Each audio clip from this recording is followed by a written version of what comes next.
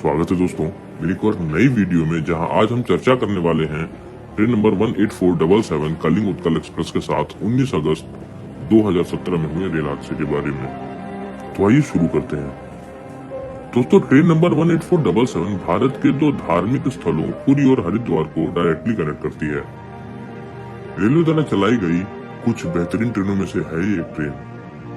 अगर आपके घर के बुजुर्ग या आपके साथी रिश्तेदार तीर्थ यात्रा पर निकलेंगे तो यकीनन ये ट्रेन आपके दिमाग में जरूर से आएगी।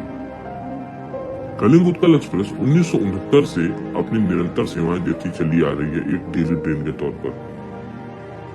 पूरी यात्रा के दौरान ट्रेन की औसत रफ्तार 49 किलोमीटर पर घंटा रहती है। दोस्तों, अगस्त का महीना था जिसमें हर तरफ हरियाली दिखती है। सावन और रक्षाबंधन भी इसी महीने में पड़ते हैं।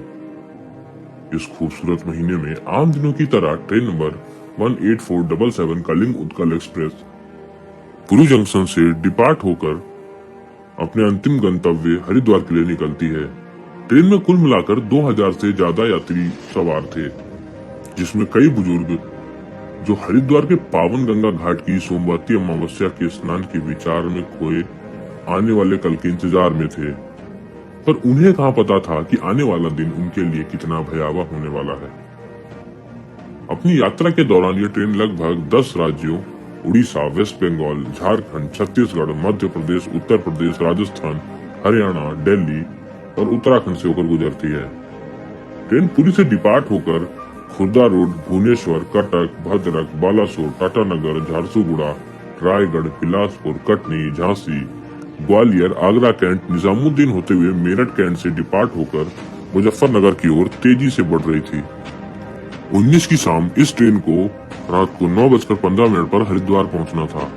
ट्रेन अपने निर्धारित समय से लगभग 1 घंटे की देरी से चल रही थी और ये अपने निर्धारित समय शाम को 5:33 से 1 घंटा देरी पर मुजफ्फरनगर पहुंचने वाली थी। समय हो रहा था शाम के 5:37। ट्रेन लगभग 105 किलोमीटर की रफ्तार से खटौली रेलवे स्टेशन को क्रॉस कर रही थी, जो कि मुजफ्फरनगर से 40 किलोमीटर पहले पड़ता है। ट्रेन अभी खटौली रेलवे स्टेशन के आउटर को क्रॉस ही कर रही थी कि अचानक ट्रेन के 14 कोचेस डिरेल हो जाते हैं और आसपास के रिहायशी इलाकों में घुस जाते हैं, क्योंकि जहां यह हादसा हुआ था उसके आसपास ही लोगों के घर भी थे। हालांकि इंजन समेत 5 कोचेस सुरक्षित निकल जाते हैं।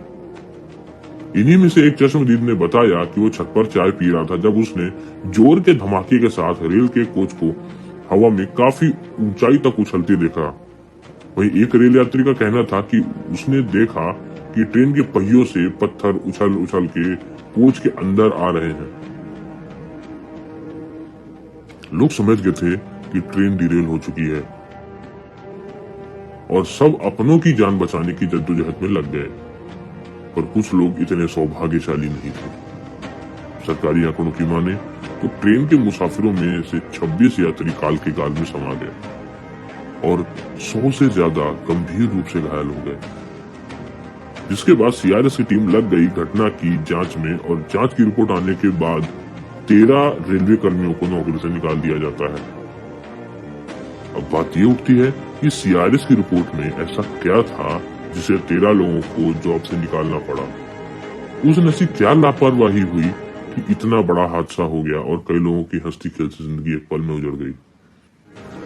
इंडिया टुडे की रिपोर्ट की माने तो प्रकाश सिंह, जो उस दिन खटौली रेलवे स्टेशन के स्टेशन मास्टर थे, उन्हें बताया कि इंजीनियर्स ट्रैक पर काम कर रहे थे जब ट्रैक पर पूरी तरह से ट्रैफिक चल रहा था, जो बेसिक सेफ्टी रूल्स का उल्लंघन था। इंजीनियर सुबह से ही ट्रैक पर काम कर रहे थे। इस चल रहे काम के बारे में किसी को कोई जानकारी नहीं दी गई थी।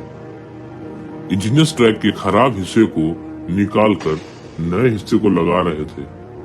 प्रकाश सिंह ने आगे कहा कि इंजीनियर्स ने ट्रैक का हिस्सा निकाल ही लिया था जिसे वो बदलने वाले थे। इंजीनियर्स उस सेक्शन में ब्लॉक की डिमांड कर रहे थे जिसे वो ट्रैक में आई कुछ कमी को दुरुस्त कर सकें, पर कंट्रोल सेक्शन ने इसकी अनुमति नहीं दी। इंजीनियर्स ने मिस्टर सिंह को फिर से कहा 20 मिनट का ब्लॉक देने के लिए। साथ ही साथ कहा कि उस रूट पर ट्रैफिक थोड़ी देर के लिए रोक दिया जाए, पर कंट्रोल ने फिर से मना कर दिया क्योंकि कुछ ट्रेन तेज रफ्तार से खटौली रेलवे स्टेशन की ओर बढ़ चली थी, जैसे जनशताब्दी और कलिंग उत्कल एक्सप्रेस। इस बात की पुष्टि परमानेंट वे इंस्पेक्टर मोहनलाल मीना की बातों से भी हुआ। मोहनलाल मीना ने लिखित में शिकायत दर्ज करी थी कि ट्रैक डैमेज हो चुका है और इसकी मरम्मत के लिए ट्रैफिक ब्लॉक करने की जरूरत पड़ेगी, पर मना कर दिया गया। मोहनलाल मीना का कहना था कि उन्होंने लिखित में बताया था कि ट्रैक के एक हिस्से में क्रैक आ चुका है, पर सेंट्रल कंट्रोल द्वारा इस बाबत साफ साफ मना कर दिया गया, जिसके बाद सीआरएस की रिपोर्ट में पीडब्ल्यूआई मोहनलाल मीना द्वारा जमा किए गए मेमो का हवाला देकर उन पर आरोप सिद्ध नहीं हुआ। वहीं जीआरपी ने senior section engineer Indrajit Singh, junior engineer Pradeep, station master Prakash Singh, section controller PV Taneja और हैमरमैन पर आईपीसी की धारा 304A के तहत कॉजिंग डेथ बाय नेग्लिजेंस यानी लापरवाही से हुई हत्या और 147 राइटिंग यानी उपद्रव का चार्ज लगाया। यहाँ सीआरएस की रिपोर्ट के बाद भी विवाद बना रहा। स्टेशन मास्टर की तरफ से रखे गए तर्क की माने तो परमानेंट वे इंस्पेक्टर मोहनलाल मीना ने जो मेमो जारी किया था उसमें उन्होंने सिर्फ 20 मिनट का ब्लॉक मांगा था, जबकि रूल्स के मुताबिक परमानेंट वे इंस्पेक्टर को ट्रैक को अनसेफ डिक्लेयर करना चाहिए था, न कि सिर्फ ब्लॉक मांगना चाहिए था। हाथ से लिखे गए मेमो से छेड़छाड़ की गई थी, ऐसा साफ प्रतीत होता है। मेमो हाथ से लिखा जाता है जिसमें दो पेपर्स के बीच एक कार्बन लगा दिया जाता है। इन दोनों में ही फर्क था।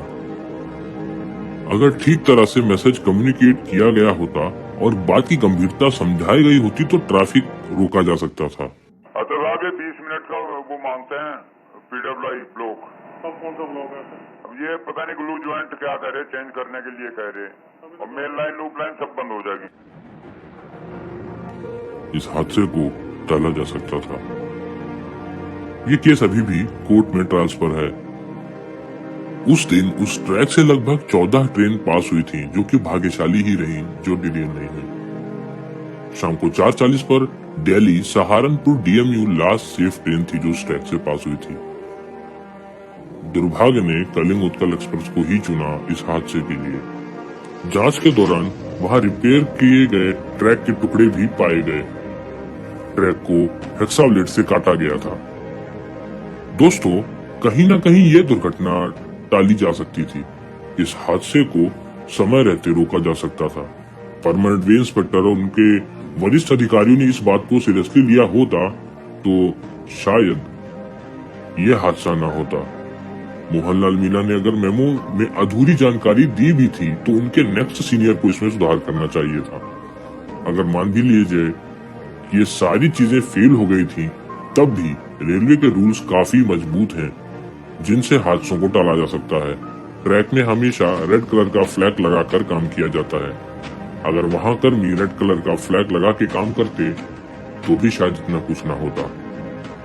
दोस्तों, हमेशा हादसा किसी एक की गलती से नहीं होता। इसमें और भी उपाय की हमेशा गुंजाइश रहती है। पर जो भी हो, 19 अगस्त 2017 की शाम कलिंग उत्कल एक्सप्रेस के साथ हुआ वो बहुत ही शर्मनाक हादसा था। काबिल रेलवे कर्मियों से इतनी बड़ी चूक की उम्मीद नहीं की जा सकती। दोस्तों, इस वीडियो में इतना ही। आशा करता हूँ कि आपको ये वीडियो अच्छा लगा होगा। अगर अच्छा लगा है तो लाइक जरूर करें। चैनल में नए हैं तो सब्सक्राइब बिल्कुल कर लें। अब मैं लेता हूँ इजाजत और जल्दी ही मिलूंगा एक और नए वीडियो नई केस स्टडी के साथ। तब तक के लिए keep smiling and be safe. जय हिंद, जय भारत दोस्तों।